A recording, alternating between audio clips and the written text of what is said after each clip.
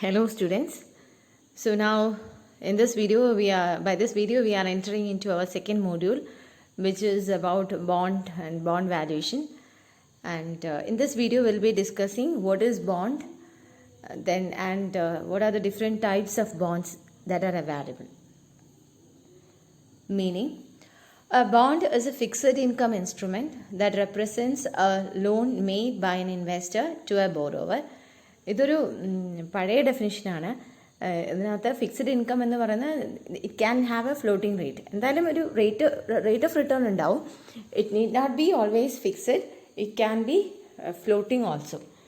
So പക്ഷേ ഇതിനോട് ഉദ്ദേശിക്കുന്നത് എന്താണെന്ന് വെച്ചാൽ യു വിൽ റിസീവ് ഫിക്സഡ്, ഒരു ഇൻകം യു ക്യാൻ എക്സ്പെക്ട്. ഇപ്പോൾ ഡിവിഡൻഡ് പോലെ ലാഭം ഉണ്ടെങ്കിൽ മാത്രം കിട്ടുന്നതല്ല, മറ്റേ റേറ്റിൽ ഫ്ലക്ച്വേഷൻസ് വന്നാലും you will get something in return എന്നാണ് ഇതിൽ ഉദ്ദേശിക്കുന്നത്.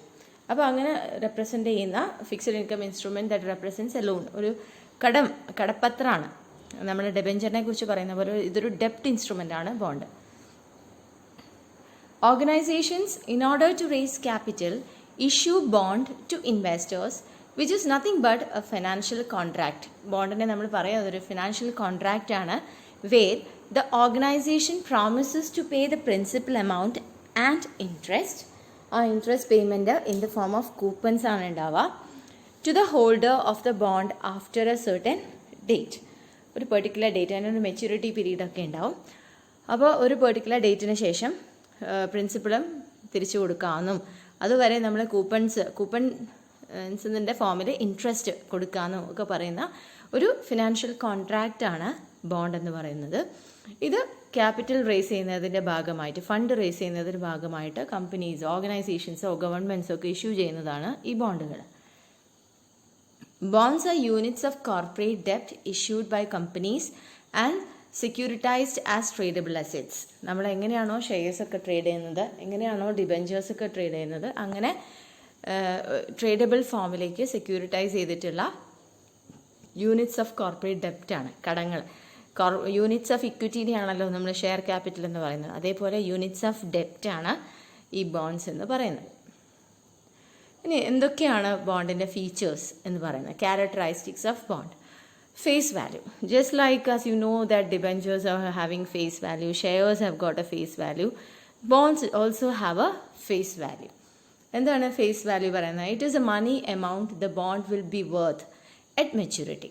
മെച്യൂരിറ്റീൻ്റെ സമയത്ത് എത്രയാണോ അതിൻ്റെ വാല്യൂ, അതാണ് അതിൻ്റെ ഫേസ് വാല്യൂ എന്ന് പറയുന്നത്. It is also the reference amount the bond issuer uses when calculating interest payments. മാത്രമല്ല ഇൻട്രസ്റ്റ് പേയ്മെൻറ്റിൻ്റെ സമയത്തൊക്കെ എന്താണോ അതിൻ്റെ അടിസ്ഥാന വിലയായിട്ട് ഇഷ്യൂ ചെയ്യുന്ന കമ്പനിയോ ഗവൺമെൻറ് ആണെങ്കിൽ ഗവൺമെൻറ്റോ കണക്കാക്കുന്നത്, അതിനെയാണ് നമ്മൾ ഫേസ് വാല്യൂ എന്ന് പറയുന്നത്. Hope it is clear. Basic concept ആണ്. അപ്പോൾ ബോണ്ടുകൾക്ക് ഒരു ഫേസ് വാല്യൂ ഉണ്ട്. Then it have a coupon rate. Interest that is being received by the investor is termed as coupon rate. ആ ഇൻട്രസ്റ്റിന് നമ്മൾ പറയുന്നത്, ഇപ്പോൾ ഡിബെഞ്ചർ ഇൻട്രസ്റ്റ് എന്ന് പറയുന്നതിന് പോലെ നമ്മൾ പറയുന്നതാണ്, ബോണ്ടിന് പറയുന്നതിനെയാണ് കൂപ്പൺ റേറ്റ് എന്ന് പറയുന്നത്. The coupon rate is the rate of interest the bond issuer will pay on the face value of the bond expressed as a percentage. Bond issue ചെയ്യുന്ന ആൾ ഫേസ് വാല്യൂവിൻ്റെ ഇത്ര ശതമാനം ഇൻട്രസ്റ്റ് ആയിട്ട് കൊടുക്കാം എന്ന് പറയുന്നതിനെയാണ് നമ്മൾ കൂപ്പൺ റേറ്റ് എന്ന് പറയുന്നത്. പെർസെൻറ്റേജിനെയാണ് നമ്മൾ കൂപ്പൺ റേറ്റ് എന്ന് പറയുന്നത്.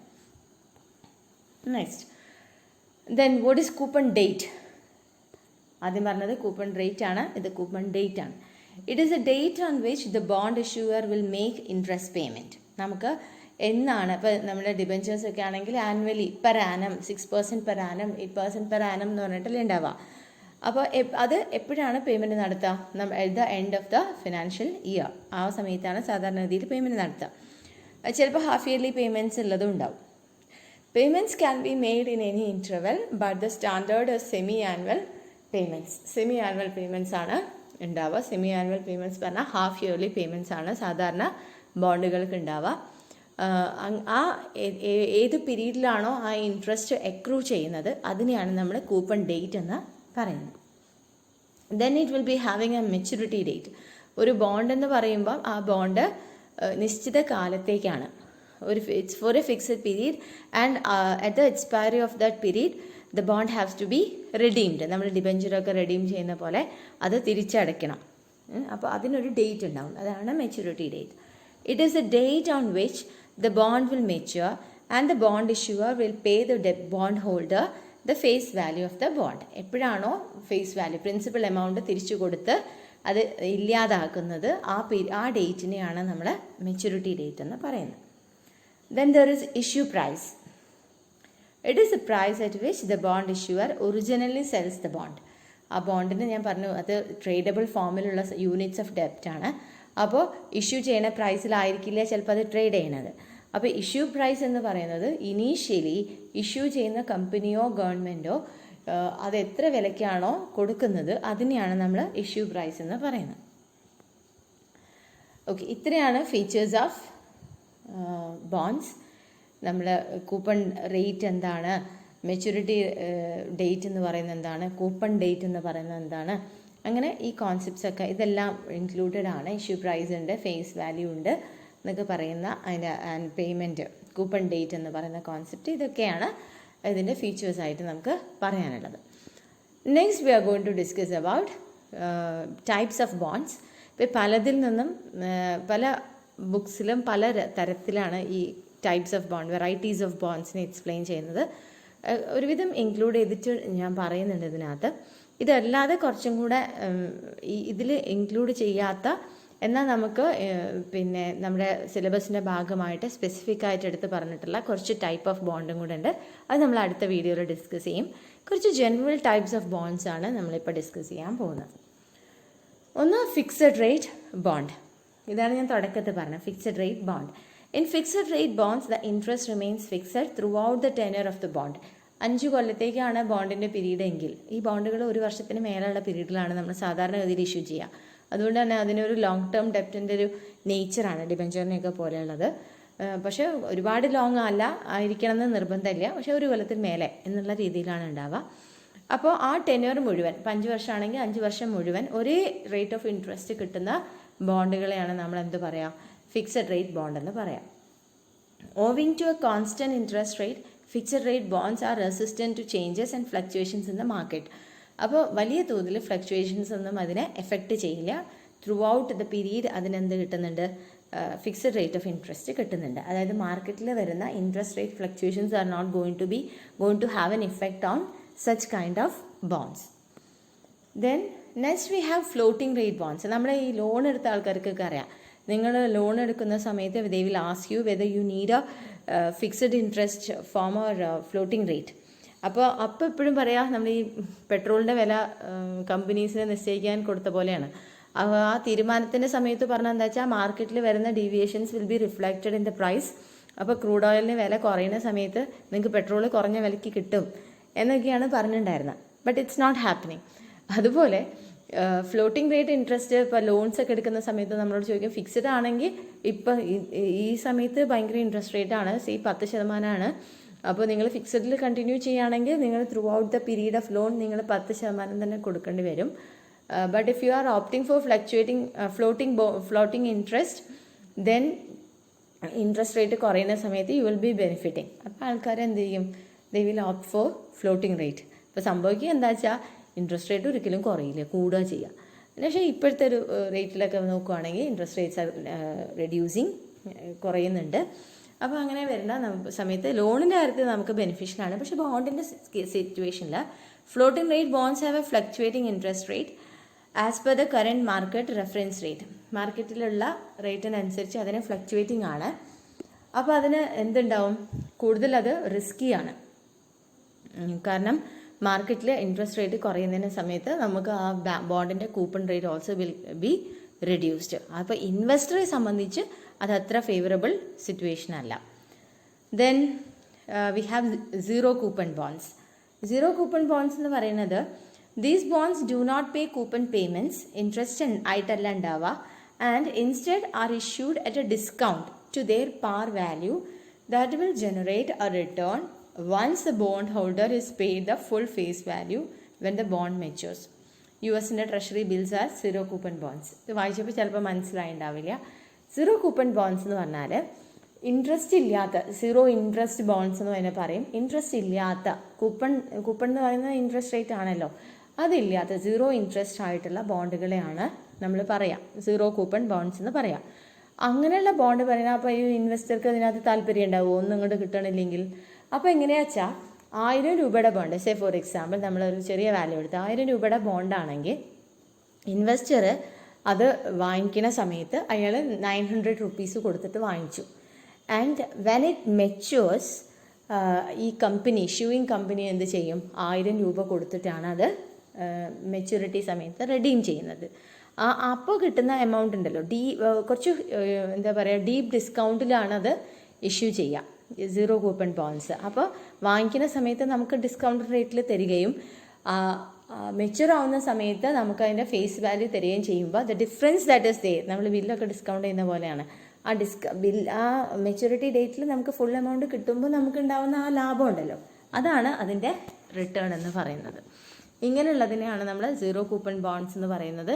ഇതിൻ്റെ ചെറിയൊരു വേരിയേഷൻ തന്നെയാണ് ഡീപ്പ് ഡിസ്കൗണ്ട് ബോണ്ട് എന്ന് പറയുന്നത്.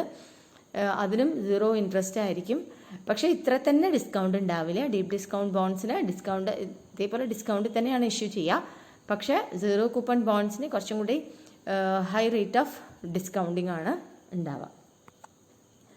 Next is inflation linked bonds.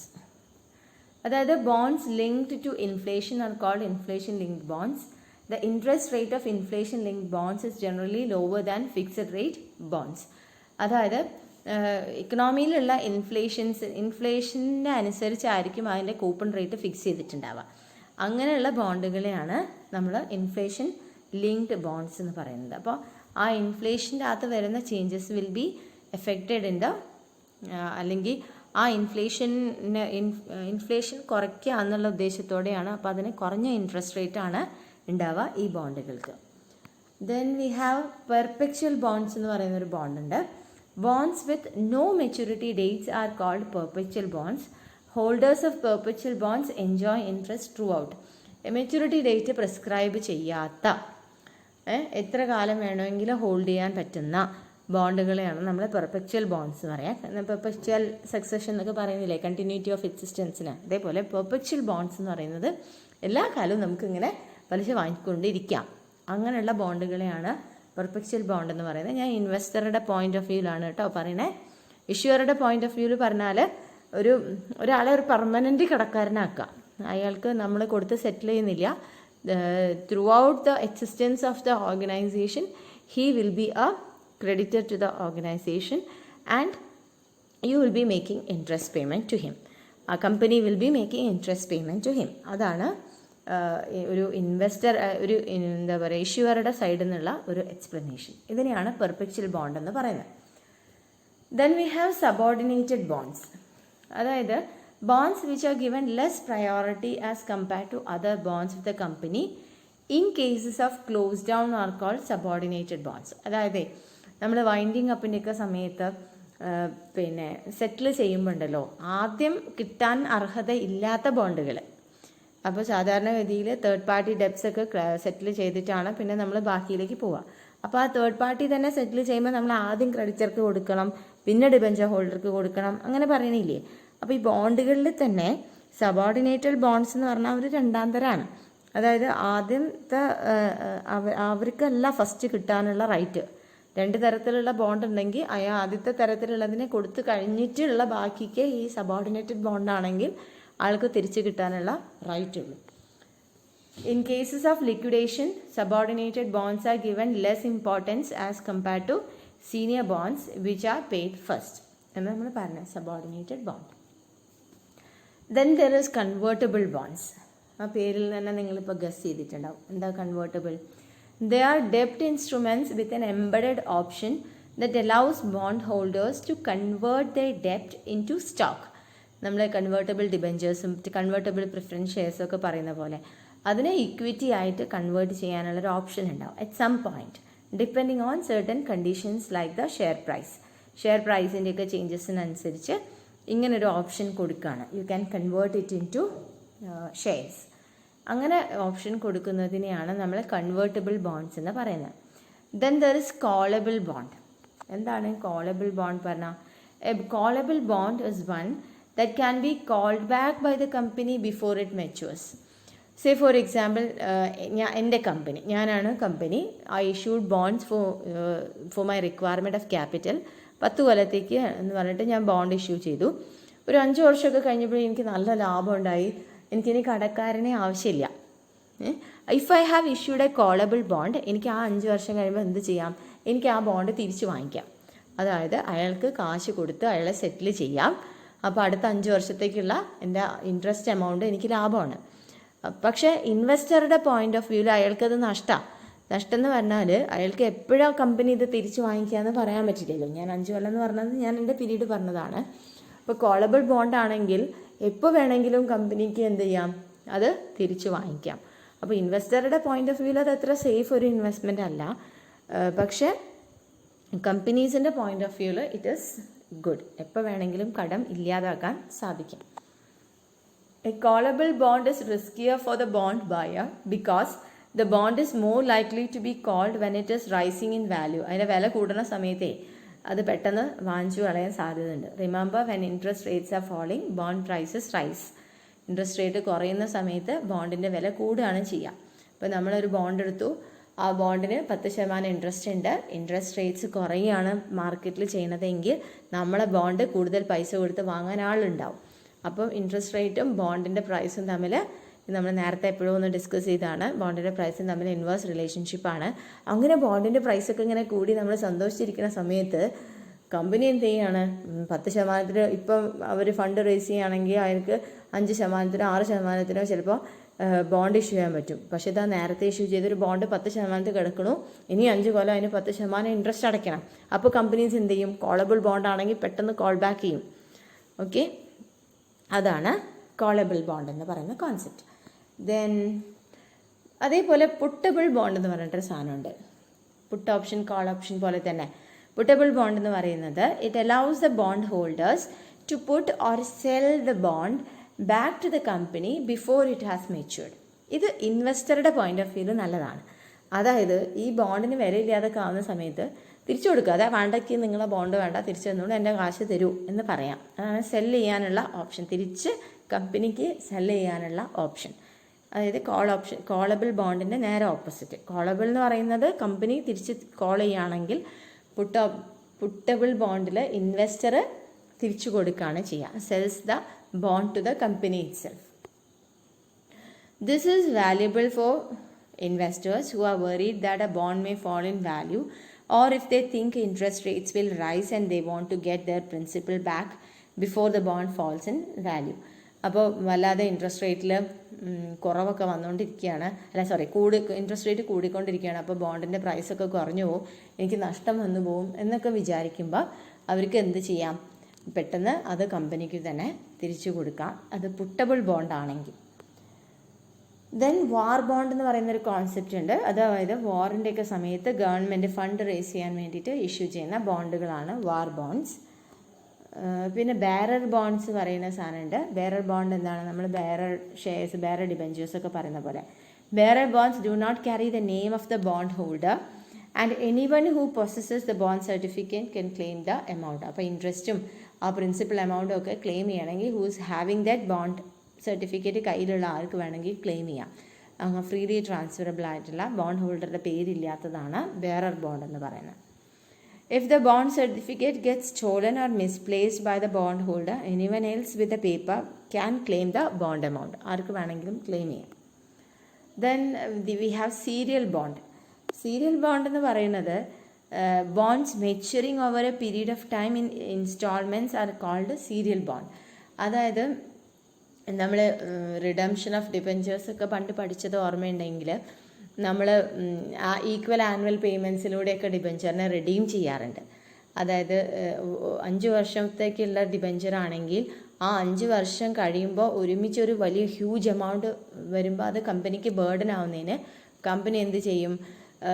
Annually redeem ചെയ്യാനുള്ള ഓപ്ഷനൊക്കെ ഇടും. അപ്പോൾ ഓരോ വർഷവും ഓരോ ലക്ഷം വീതം കൊടുത്ത് 5 ലക്ഷം രൂപയുടെ ഡിബെഞ്ചർ ആണെങ്കിൽ 5 വർഷം കൊണ്ട് പേ ചെയ്യുന്ന രീതി.